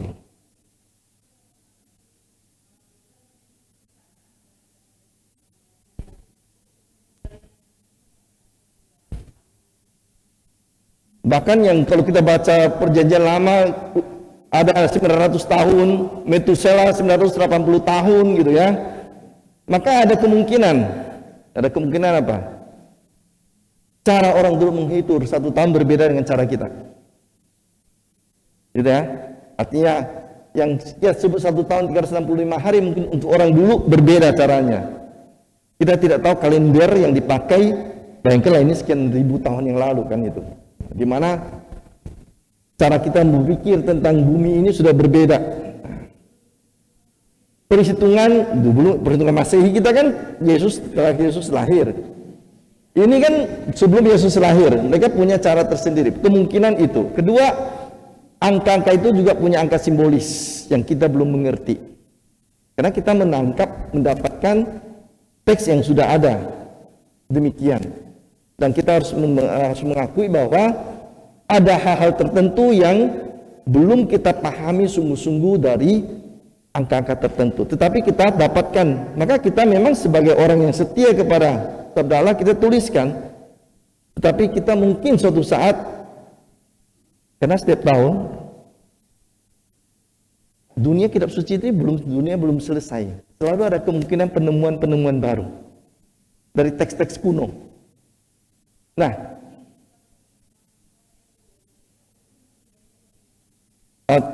terlalu jauh perbedaannya kalau saya evaluasi dari sekian ratus tahun sampai menjadi 10 tahun atau 80 tahun. Tetapi kemungkinan besar ya, para ahli mengatakan sistem perhitungan kalender dulu berbeda dengan sistem perhitungan kalender kita sekarang.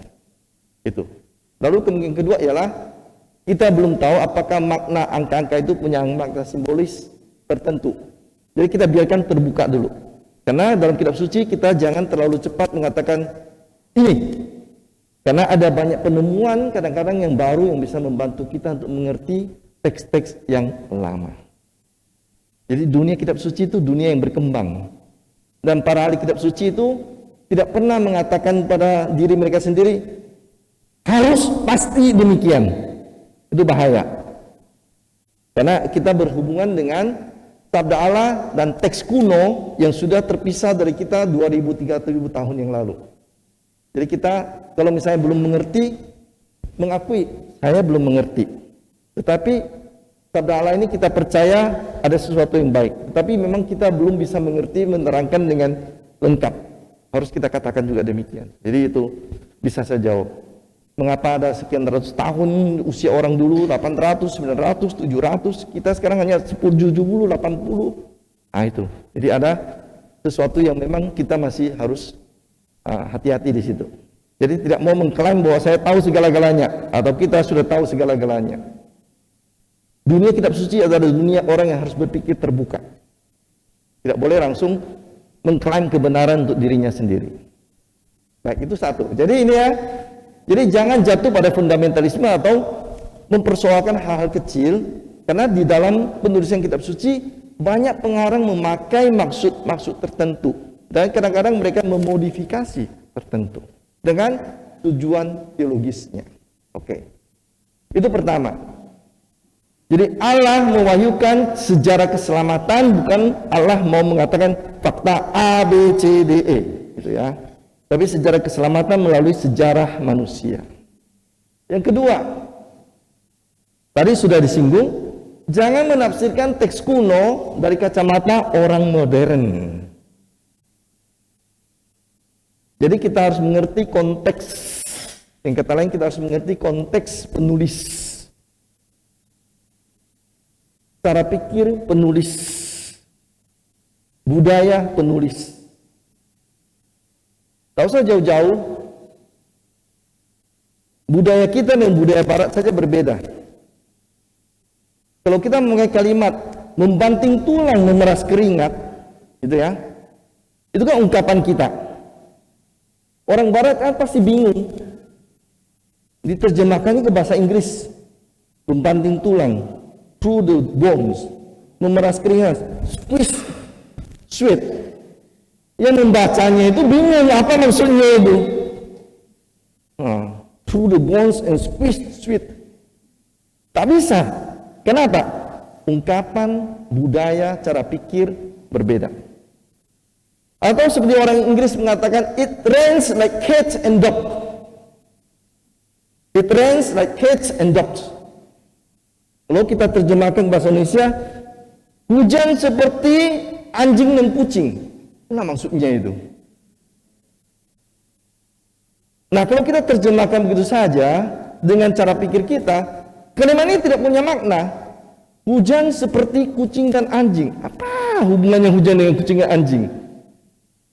Ungkapan orang Inggris, hujan lebat, riuh rendah. Seperti apa? Anjing dan kucing berkelahi di loteng atau di atap gitu. Kalau anjing dan kucing berkelahi, gitu kan?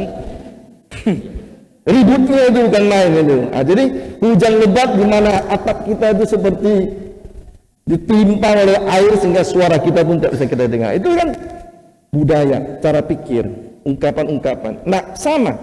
Apalagi ini sudah terpisah 2-3 ribu tahun. Ada ungkapan-ungkapan yang khas yang sekarang kita masih harus mengerti mengapa di situ dikatakan. Tapi kita sekarang belum menangkapnya. Ya sudah. Kita biarkan dulu ungkapan tersebut ada, mudah-mudahan ada teks-teks dari budaya sekitarnya yang bisa membantu kita untuk mengerti. Makanya dalam dunia kitab suci, para ahli kitab suci hanya tidak berbicara dalam teks kitab suci sendiri ya, untuk mengerti teks kitab suci. Mereka juga menggali-gali, mencari-cari dokumen-dokumen dari dunia di sekitarnya. Siapa tahu, oh itu rupanya maksud dari teks tersebut. Jadi, karena kitab suci itu ditulis oleh orang-orang yang hidup pada zaman tertentu, budaya tertentu. Nah, jadi ini jangan menafsirkan teks kuno dari kacamata kita masa kini, karena bisa saja kita salah. Dia mempunyai konteksnya sendiri, mempunyai ceritanya sendiri, jenis sastra sendiri, dan terutama juga si penulis juga punya gayanya dan kekayaannya sendiri. Tadi sudah dikatakan tadi ya, pengarang yang sungguh-sungguh karena dia pakai seluruh bakatnya dalam menulis.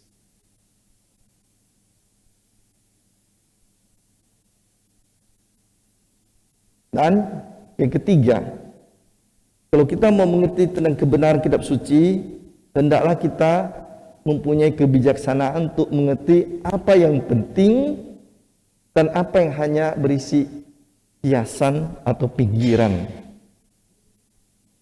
Jadi yang penting adalah menangkap benang merah dari suatu cerita. Benang merah dari cerita Lukas tentang Yesus yang lahir sampai Yesus yang naik ke surga. Benang merah dari tulisan Paulus benang merah dari tulisan Markus, benang merah dari tulisan Kisah Para Rasul. Itu ada satu cerita pasti di dalamnya. Kita yang dulu, ini Pak Frans dulu kan dulu mengajar tentang mengarang. Nah ini guru saya bahasa Indonesia ini dulu nih. Ini Pak Guru nih. Ketika belajar mengarang, di kepala kita harus tahu dulu satu garis yang disebut benang merah. Kita boleh menambah kiri kanan apa saja, tetapi benang merahnya jangan hilang. Sehingga dari awal sampai akhir kita mencapai tujuan kalimat tersebut, tujuan akhir dari cerita tersebut. Kitab suci juga begitu. Ada benang merah dari kitab Kejadian sampai dengan kitab Wahyu. Kitab pertama Perjanjian Lama sampai kitab terakhir Perjanjian Baru. Ada benang merahnya. Nah, ada kadang-kadang cerita yang penting sekali, ada cerita yang ditambahkan sedikit untuk menghias. Jangan terlalu kita terpusing seolah-olah yang hiasan ini pun harus demikian kita tekankan. Apakah satu orang atau dua orang yang meminta Yesus di pinggir jalan? Matius menyebut dua orang. Markus menyebut satu orang buta ketika Yesus pergi ke Yerusalem. Tak usah berdebat dua atau satu, karena Matius mempunyai maksud memakai kata dua. Nah itu misalnya. Ini kembali lagi kepada gaya penulis. Kan kita tahu dalam cerita Yesus pergi ke Yerusalem, ada orang buta yang minta Yesus di tepi jalan untuk diobati, disembuhkan. Markus bercerita tentang satu orang buta. Matius bercerita tentang dua orang buta. Wah, kalau kita mau mempertahankan mati-matian, pasti ada yang salah. Tak mungkin dua-duanya benar kan itu? Satu atau dua. Nah ini yang disebut dengan ini. Kita sudah terjebak pada hal yang bersifat hiasan atau pinggiran. Yang penting di situ bukan satu atau dua orang dipersoalkan. Yang penting di situ adalah Yesus menyembuhkan orang butanya.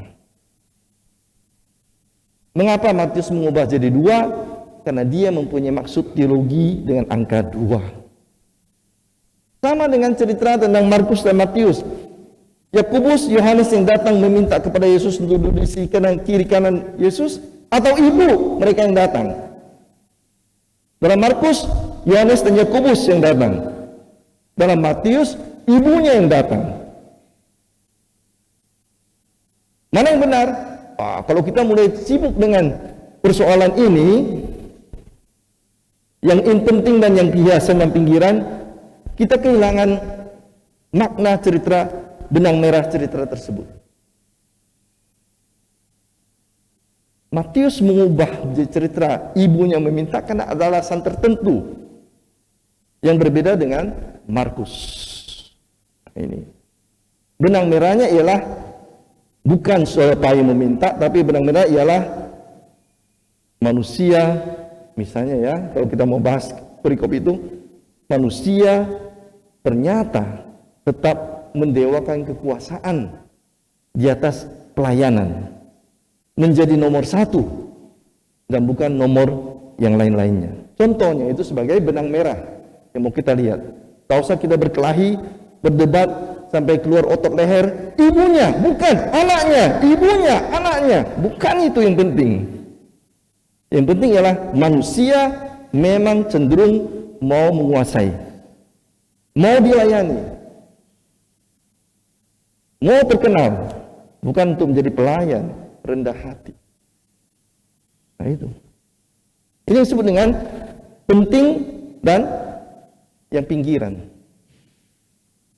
Jadi kadang-kadang penginjil-penginjil ini, walaupun Matius, Markus, Lukas mirip-mirip ceritanya, tapi mereka kadang-kadang mempunyai variasi, dan itu punya alasan tertentu yang kita akan mengerti kalau kita bahas secara lebih langsung perikop demi perikop.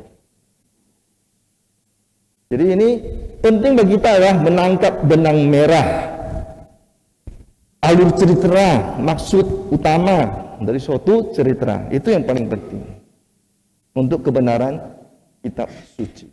Karena disitulah mengalir sejarah keselamatan. Jadi kebenaran kitab suci terletak dalam benang merah yang mengalir dalam sejarah keselamatan dan terekam dari kitab Kejadian sampai dengan kitab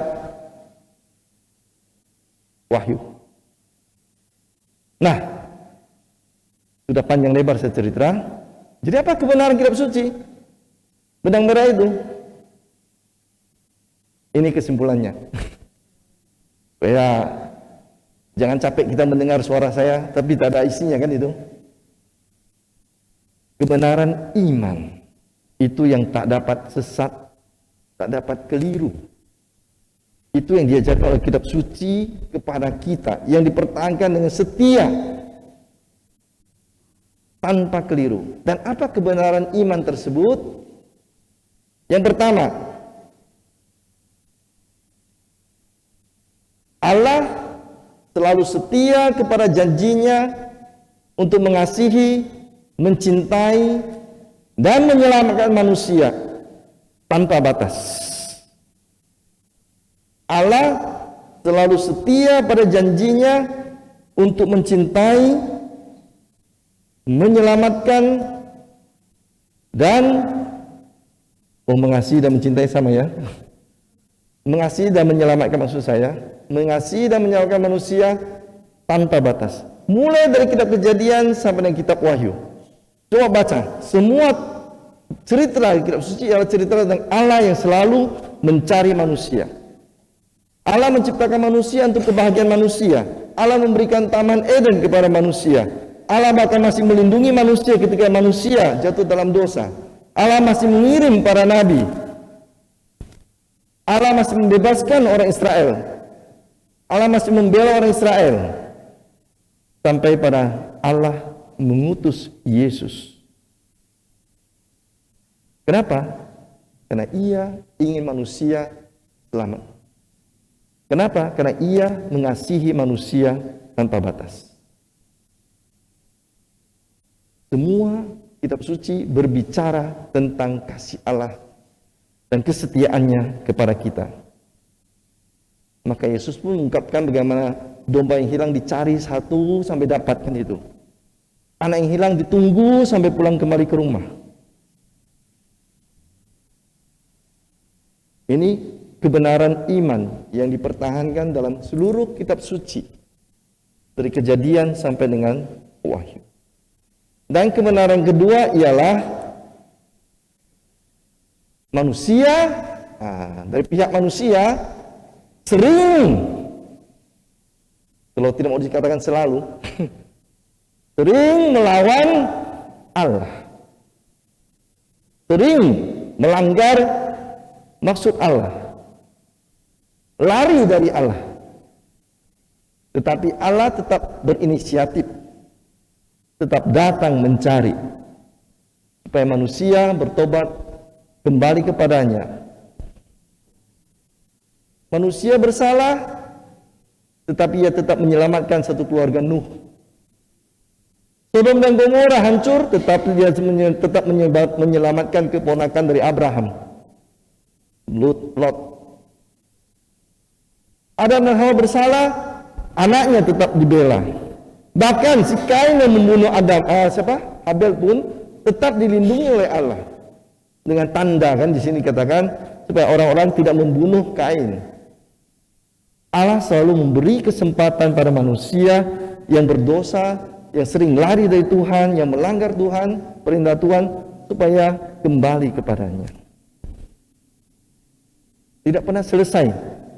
Orang Israel selalu melanggar perjanjian dengan Tuhan di padang gurun bersungut-sungut. Allah tetap memberikan mereka mana setiap hari, air gratis dari mana-mana saja di padang gurun. Langit menurunkan burung-burung yang jatuh. 40 tahun, bukan 4 hari, 4 minggu, 40 tahun. Untuk berapa orang? Katanya 600.000 orang laki-laki. Masa hanya laki-laki yang semua keluar dari Mesir? Ayah ibunya kemana? Pasti dibawa. Kalau dia punya istri, istrinya dibawa juga dong. Kakak adiknya, anak-anaknya. Jutaan orang loh. 40 tahun. Itu tanda bagaimana Allah tetap memperhatikan bangsa yang tegar tengkuk itu. Yang sering melupakan Allah, membuat patung anak lembu emas. Memberi mereka tanah terjanji, Kanaan, tanah yang subur, madu dan susu. Dan puncaknya cinta Allah, kasih Allah yang tak terbatas ada pada Yesus. Demikian besar kasih Allah sehingga ia menganugerahkan anaknya yang tunggal. Yohanes bab 3 ayat 16.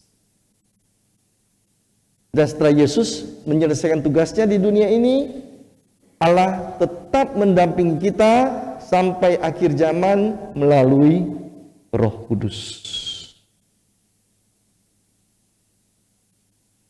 Inilah kebenaran kitab suci yang tak dapat sesat, yang dengan setia dipertahankan oleh seluruh teks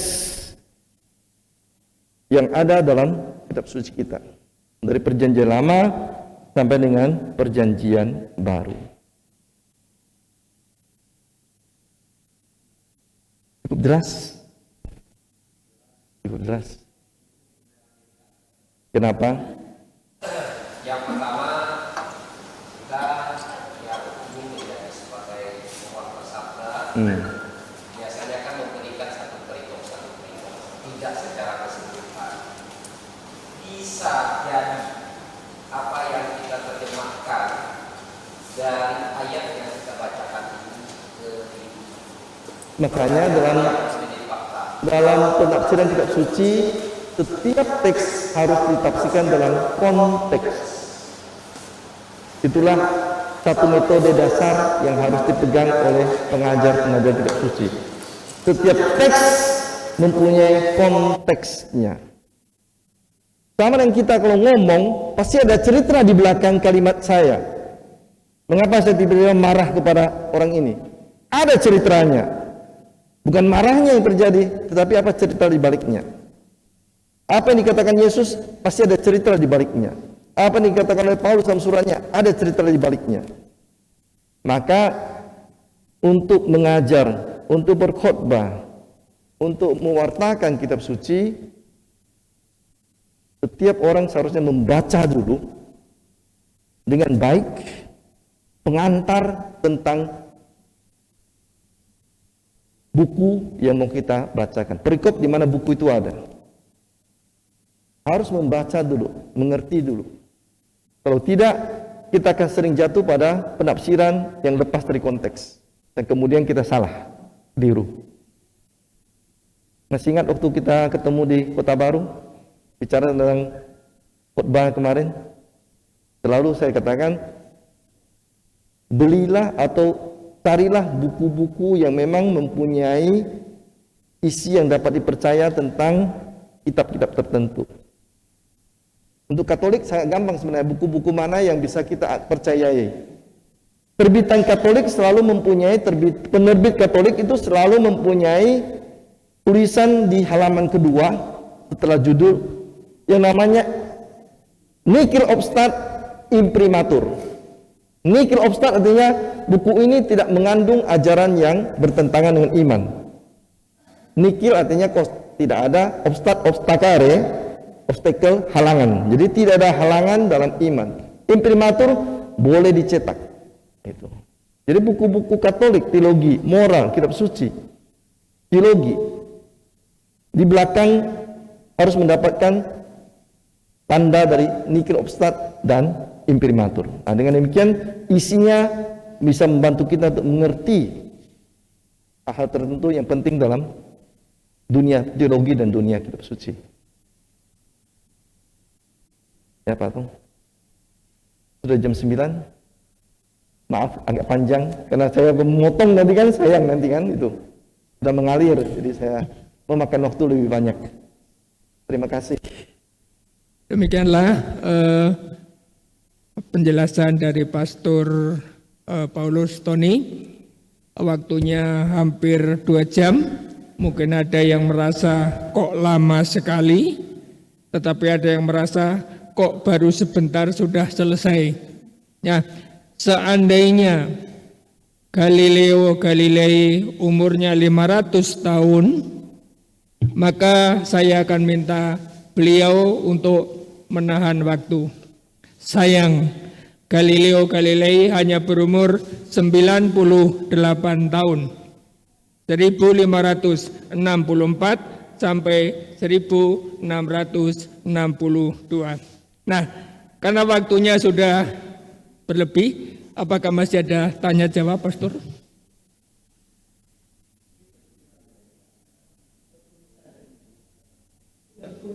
Oh, ya, jadi karena waktunya sudah malam, maka pertanyaan nanti secara tertulis dan pasti akan dibaca dan akan dijawab oleh Pastor Paulus Tony. Ya. Kota Pontianak sibuk perbaiki jembatan karena banyak truk kelebihan muatan. Banyak peserta khawatir tidak ada pertemuan, selalu semangat menanyakan jadwal kegiatan.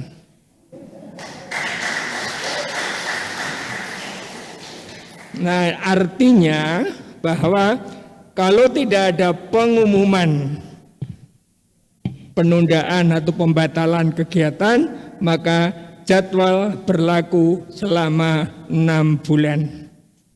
Setuju? Amin. Ya, jangan ada yang bertanya lagi ya, kasihan yang menjawab. Nah,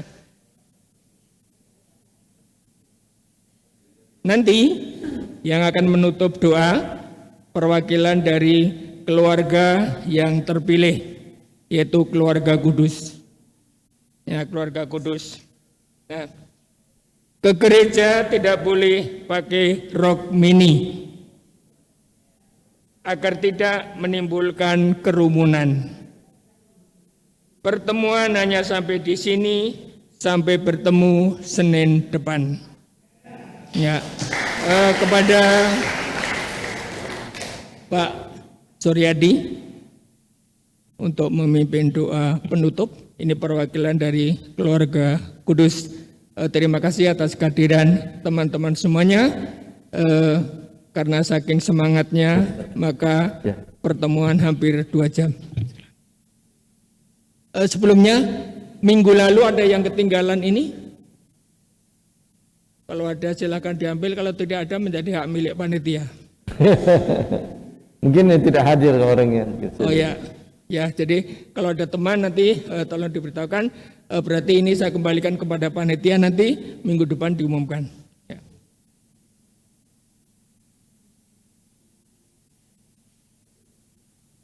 Terima kasih atas kepercayaannya Pak Frans. Beliau ini senior berbagai bidang, tapi walaupun usianya sudah begitu lanjut, rambutnya masih hitam. Izinkan saya memimpin untuk doa penutup. Dalam nama Bapa dan Putra dan Roh Kudus, amin. Allah Bapa, Allah Putra dan Allah Roh Kudus, tak henti-hentinya kami memuji dan menyembah Engkau, Sang Raja dan Tuhan kami. Saat ini kami, anak-anak-Mu, mendapatkan pengajaran tentang firman-Mu, di mana kami menyadari akan kekurangan, kelemahan kami sebagai manusia yang tidak mudah untuk mengerti dan memahami apa yang terkandung dalam firman-Mu.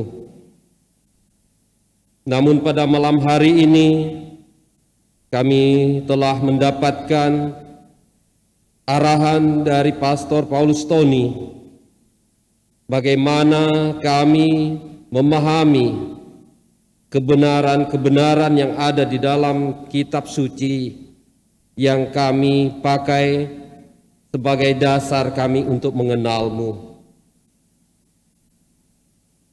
Bapa yang Maha Baik, berikanlah kami roh hikmat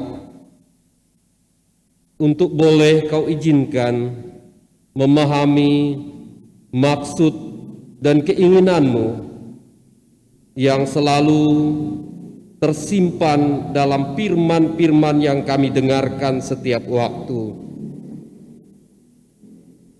berilah kami kemampuan untuk menyadari apa yang Engkau kehendaki lewat firman, sehingga Engkau sungguh hadir di dalam kehidupan kami sehari-hari. Engkau menjadi pengendali dari setiap langkah hidup kami, sehingga kami boleh menyatakan bahwa kami adalah murid-murid-Mu. Kami mengucap syukur dan terima kasih Engkau izinkan menerima pengajaran pada malam hari ini. Sungguh merupakan pengetahuan yang baru bagi kami.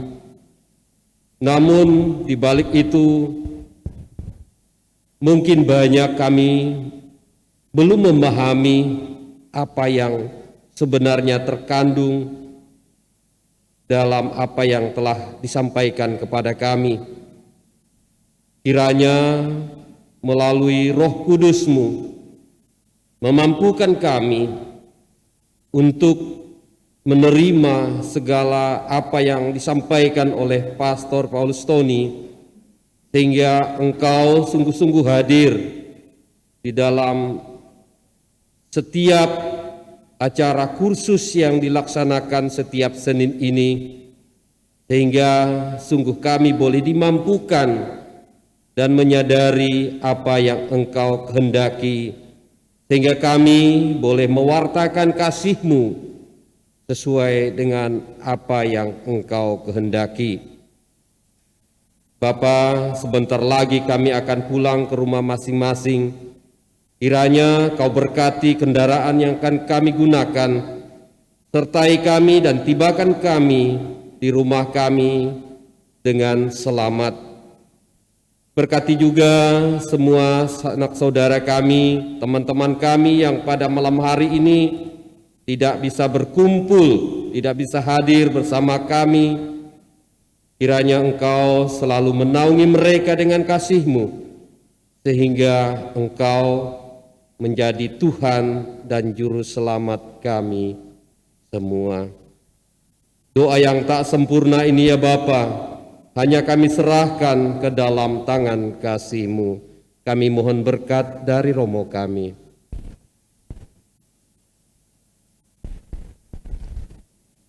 Tuhan bersamamu. Dan bersama Semoga Allah yang Maha Kuasa memberkati saudari-saudara sekalian, seluruh keluarga saudari-saudara, dan perjalanan pulang saudari-saudara, serta istirahat nanti malam, Bapa, Putra, dan Roh Kudus. Amin. Baik, terima kasih. Senin depan kita akan berbicara tentang bahasa-bahasa yang dipakai dalam dunia kitab suci, dalam teks kitab suci, dan juga gambaran Allah dalam kitab suci. Bagaimana Allah digambarkan oleh penulis kitab suci dari perjanjian lama sampai dengan perjanjian baru.